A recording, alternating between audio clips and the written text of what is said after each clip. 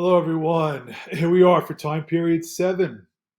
Mrs. Simone from Floral Park Memorial. Yes, I am wearing my Houston Texans shirt. You've probably seen that for the last couple of videos because I'm doing them all in order, but they finally won yesterday, so I feel good. All right, so let's begin. This is 1890 to 1945. I think from a chronological standpoint, this is probably your easiest time period to remember. So let's begin. Last time period was the Gilded Age. That was a time where historians argue the gap between the rich and the poor was widening, and there were problems associated with industrialization. So now the following time period is the Progressive Era.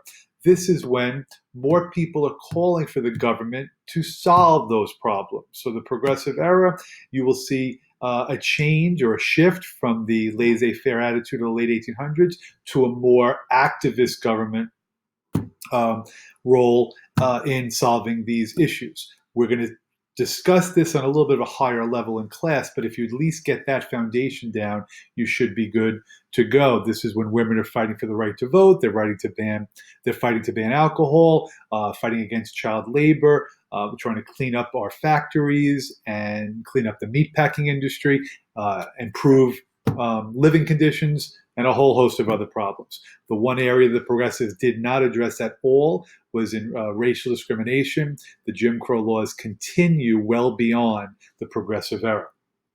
Now, while the Gilded Age and the Progressive Era are going on a foreign policy front, the United States is entering the ranks of the imperialist powers. So in 1867, the United States acquired Alaska from Russia, and that just continued to, spearhead a movement where the United States tried to become a leading power in the world.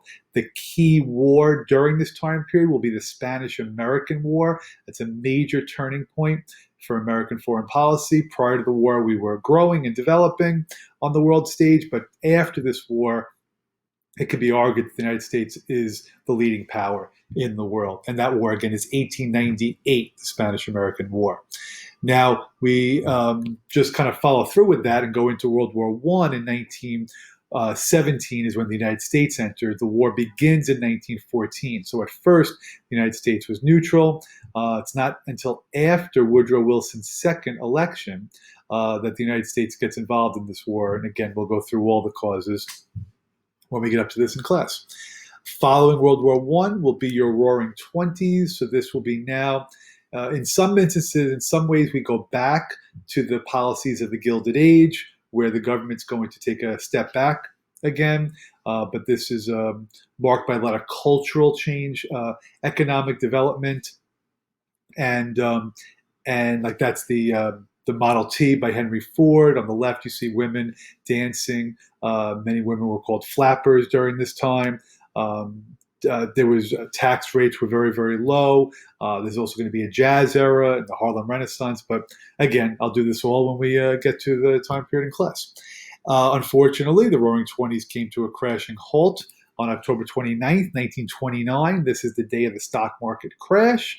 I know a lot of you already had questions about this in class, and I promise I will go into this in tremendous detail. And then the stock market crash leads to the Great Depression. So anything from the 1930s is the Great Depression. And some people will argue that the United States resolved the problems of the Great Depression by entering World War II, which is 1939 to 1945. So once again, this time period is the Progressive Era, is the early 1900s. Imperialism kind of spans both the Gilded Age and the Progressive Era.